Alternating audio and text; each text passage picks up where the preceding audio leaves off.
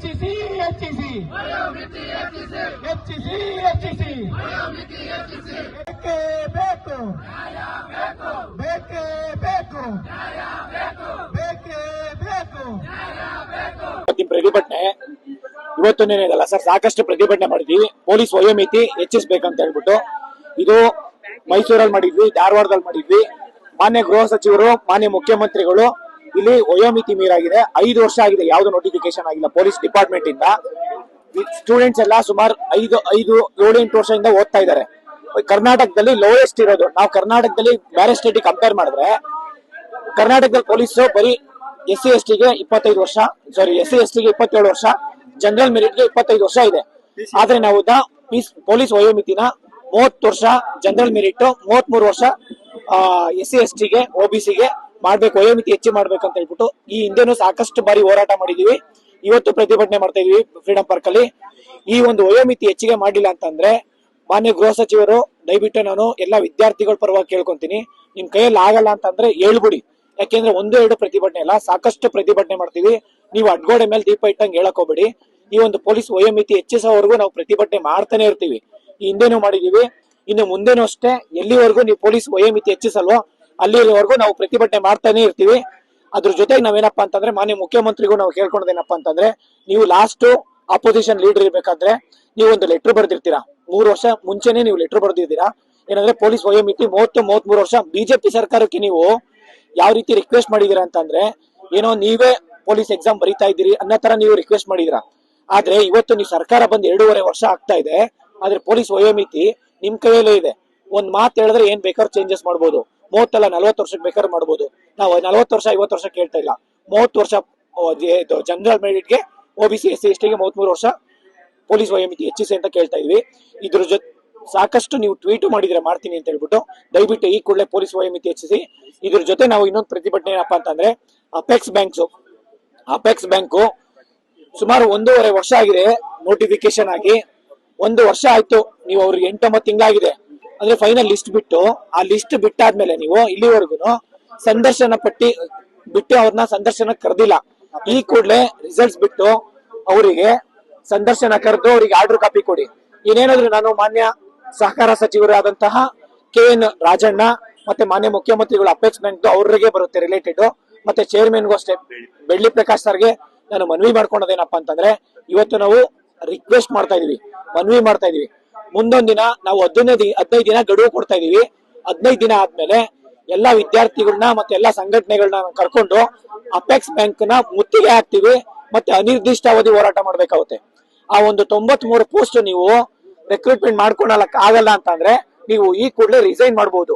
ಯಾಕೆಂದ್ರೆ KN ರಾಜಣ್ಣ ಅವರು, ನೀವು ಬರ್ಡೇಗೆ ಲಕ್ಷ ಕೋಟಿ ಖರ್ಚು ಮಾಡ್ಬಿಟ್ಟು ನೀವು ಬರ್ಡೇ ಮಾಡ್ಕೊಂತೀರಾ. ಆದ್ರೆ ವಿದ್ಯಾರ್ಥಿಗಳು 93 ಜನ ವರ್ಷಾನುಗಟ್ಟೆಯಿಂದ ಎಕ್ಸಾಮ್ಸ್ ಪ್ರಿಪೇರ್ ಆಗಿ ಅವ್ರ ಎಕ್ಸಾಮ್ ಬರೆದು ಇವತ್ತು ಲಿಸ್ಟ್ ಅಲ್ಲಿ ಬಂದಿದ್ದಾರೆ. ಅವರಿಗೆ ಸಂದರ್ಶನ ಪಟ್ಟಿ ಬಿಟ್ಟು ಅವರಿಗೆ ಆರ್ಡರ್ ಕಾಪಿ ಕೊಡಿ ಅಂತ ನಾವು ಎಷ್ಟು ಸತಿ ರಿಕ್ವೆಸ್ಟ್ ಮಾಡ್ಕೊಂತ ಇದೀವಿ.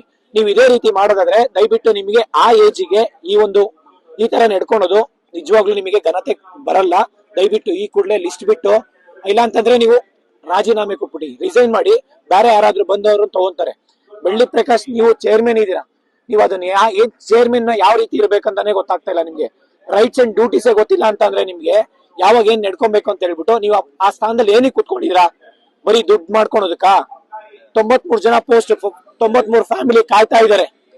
ಒಂದು ಲಿಸ್ಟ್ ಬಿಟ್ಬಿಟ್ಟು ಸಂದರ್ಶನ ಪಟ್ಟಿ ಬಿಟ್ಟು ಆರ್ಡರ್ ಕಾಪಿ ಕೊಡಿ ಅಂತ ಹೇಳ್ಬಿಟ್ಟು ನಿಮ್ಮ ವಿರುದ್ಧನೂ ಅಷ್ಟೇ ನಾವು ಬ್ಯಾಂಕ್ಗೆ ಮುತ್ತಿಗೆ ಹಾಕ್ಬೇಕಾಗುತ್ತೆ. ಅಪೆಕ್ಸ್ ಬ್ಯಾಂಕ್ ಮುತ್ತಿಗೆ ಹಾಕ್ಬೇಕಾಗುತ್ತೆ. ಮತ್ತೆ ಈ ಕೂಡಲೇ ಅದನ್ನ ಪಟ್ಟಿ ರಿಲೀಸ್ ಮಾಡಿ. ನಾಳೆ ನಿಮ್ದು ಮೀಟಿಂಗ್ ಇದೆ. ನಾಳೆ ಮೀಟಿಂಗ್ ಅಲ್ಲಿ ಏನಾದ್ರು ಡಿಸಿಷನ್ ನೀವು ತಗೊಂಡಿಲ್ಲ ಅಂತಂದ್ರೆ ಈ ಕೂಡಲೇ ಅವರಿಗೆ ಸಂದರ್ಶನ ಪಟ್ಟಿ ಬಿಟ್ಟು ಅವ್ರಿಗೆ ಆರ್ಡರ್ ಕಾಪಿ ಕೊಟ್ಟಿಲ್ಲ ಅಂತಂದ್ರೆ ನಿಮ್ಮ ವಿರುದ್ಧ ನಾವು ಅನಿರ್ದಿಷ್ಟಾವಧಿ ಹೋರಾಟ ಮಾಡ್ತೀವಿ. ಕೇವಲ 15 ದಿನ ಗಡುವು ಕೊಟ್ಟಿದೀವಿ. ಅಪೆಕ್ಸ್ ಬ್ಯಾಂಕ್ ಅಷ್ಟೇ 15 ದಿನ.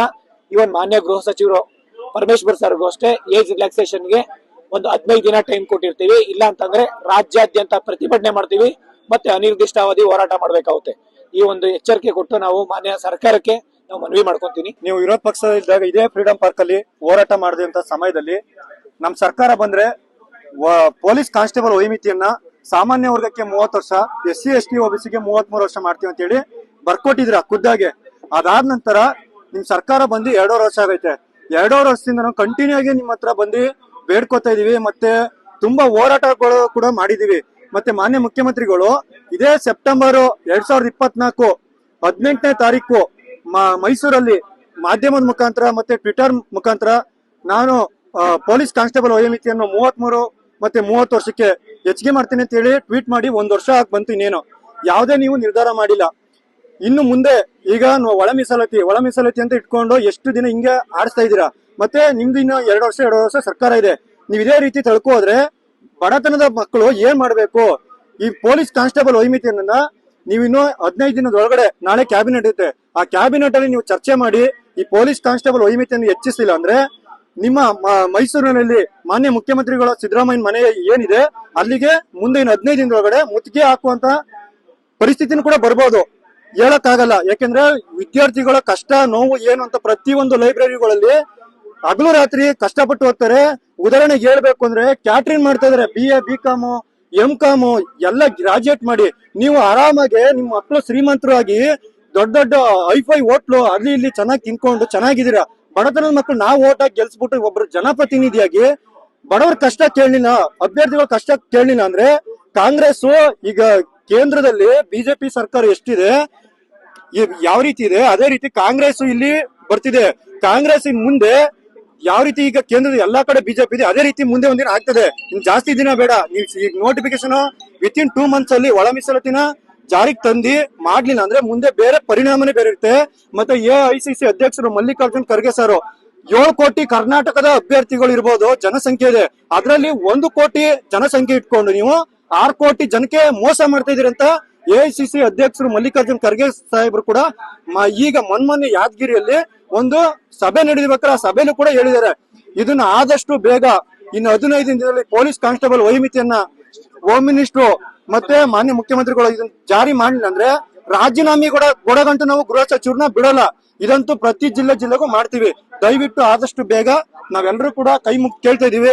ಅಭ್ಯರ್ಥಿಗಳೆಲ್ಲ ಎಲ್ಲೆಲ್ಲೋ ದೂರದಿಂದ ಬಂದಿದೀವಿ. ಇದನ್ನ ಆದಷ್ಟು ಬೇಗ ಜಾರಿ ತರಬೇಕು ಅಂತ ಕೇಳ್ಕೊತಾ ಇದೀವಿ.